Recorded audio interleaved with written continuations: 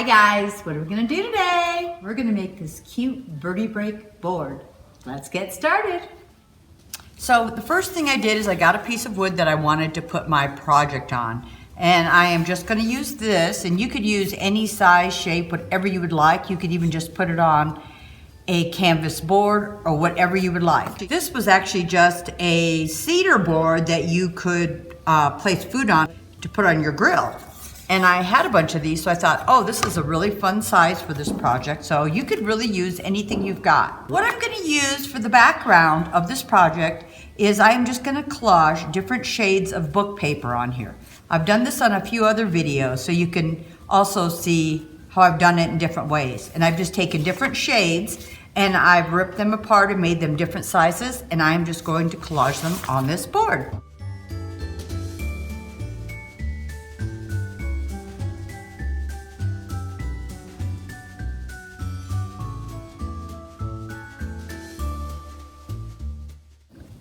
So I've got this collage, so now what I'm gonna do is let it dry, and then when it's dry, I'm gonna lightly sand the excess paper off, the edges. So the edges are dry, the top is still a little bit tacky, but the edges are dry, so I'm just using the sanding block, and I'm just gonna sand the excess paper off. You wanna make sure you're just going the same direction. I just go straight down, because if you go up, you can rip your paper off of your piece.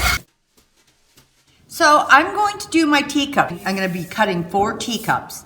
Now you can use the same paper, you can use different paper, whatever you would like. You could use scrapbook paper. This actually is a gift wrap and it's a heavier weight, and I really like this.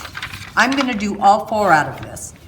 We'll have a template in there, or you could draw your own teacups. We're going to do the same size teacup, but you could also variegate it and make it bigger to smaller. I'm just gonna fold this in half, and I am on the back of this gonna draw one this way, so the handle is facing to my right, and then I'm just gonna lift this flap up. And then I am going to do one this way, so the handle is facing to the left. And when this paper is folded in half, I'll end up with 2 and 2.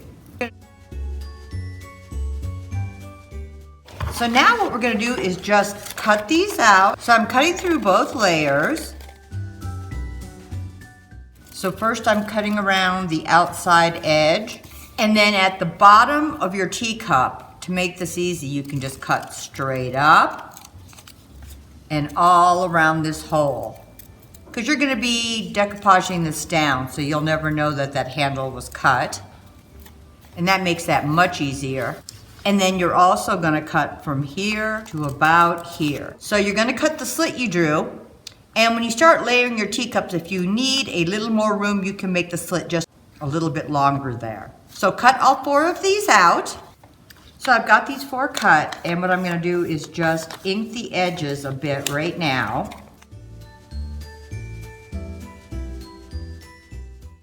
And when you ink around these edges, or if you want to draw around the edges, since the patterns are the same, it's going to separate them. So you will be able to see a definite separation of the cups. So I'm gonna ink all 4 of these. So what I'm gonna do is I'm gonna line these teacups into each other. And I want the handle, one to go left, one to go right. You can decide how you wanna do that. So I'm gonna take the bottom of the second cup and lay it in here. And then the same with the next cup. Stay inside the cup so it's not hanging off the opening. So that's when you might have to do a little more of a slit there. So now I know I want these lined up like this. So what I'm gonna do is decoupage these on my board. So since we're putting a bird in the top, I wanna leave some room, and if I wanna put any words or anything. So I'm gonna start this down at the bottom of this board. And you're gonna know how big or small of a board or a piece you're gonna wanna work on, depending on how many cups you have and what you're adding to it. So just use your favorite decoupage medium. So I'm gonna start with this bottom one. And I'm not quite adhering it all the way down. And I'm gonna start my next one.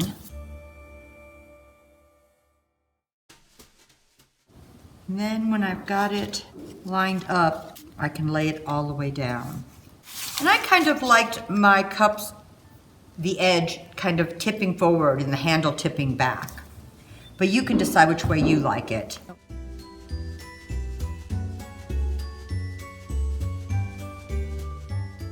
So right here, I'm just gonna leave this open right here while I decide what bird I'm putting on here. So this is the bird that I'm gonna use in this cup.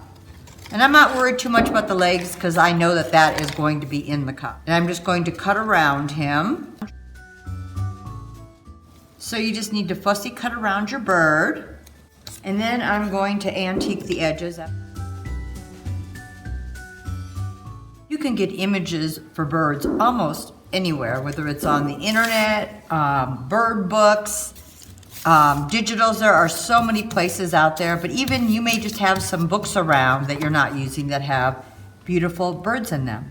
Now I am just going to have him sitting in here with his tail coming out. And just to have some fun with this, I think I am going to use the name of this bird on here. So I am going to stamp Birdie break, and I think that's just cute and fun, and it reminds me of a little teacup break, but my little birdie's in there. And I am using this long skinny bee is from my Farmhouse IOD stamp. These are really fun. This is actually a different font than this, but it comes from my letterpress stamp, and they have 3 different fonts in that, which is really fun. So it kind of combines and I can mix them together, but you can use whatever stamps you have and whatever words you would like to use. I'm just going to use a permanent black ink and stamp this on the top.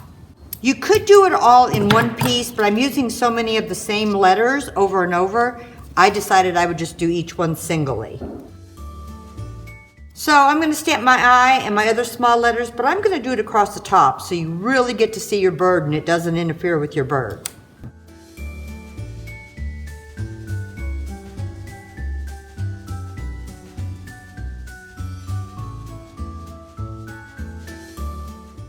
Okay, let's let this dry. So I've got this stamped on here and it's dry. And this little piece that was in the book, the name of the bird, I think I am just going to decoupage him on there. And then I'm going to use my IOD, it's like a large crackle stamp, and it comes from my textures, vintage textures. And I am just going to put this on here also.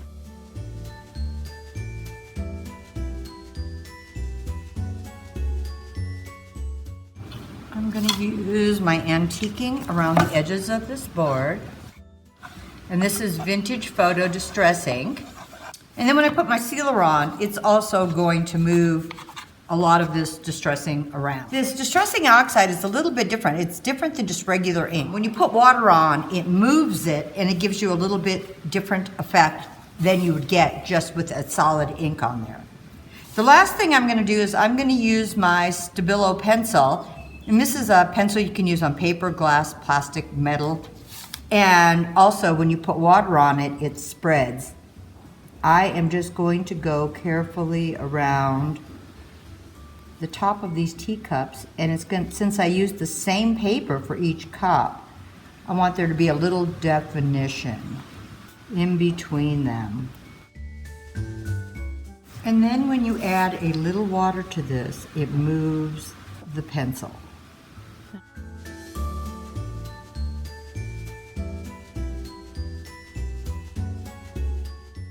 Now you can go around just the top rim, or you can go around the whole cup.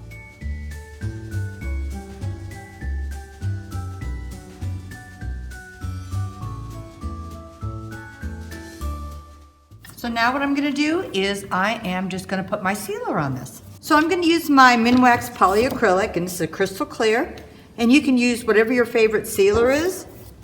And I am just going to go over this, and you can see how it moves and brightens the antiquing also. There you go. So I hope you guys thought this was fun. It really was easy. Just a fun way to layer different pieces that you have. And you could even put little hooks and put real teacups on this. Maybe add a little pocket and put tea bags in it. I hope you guys give this a try. But whatever you do, have fun.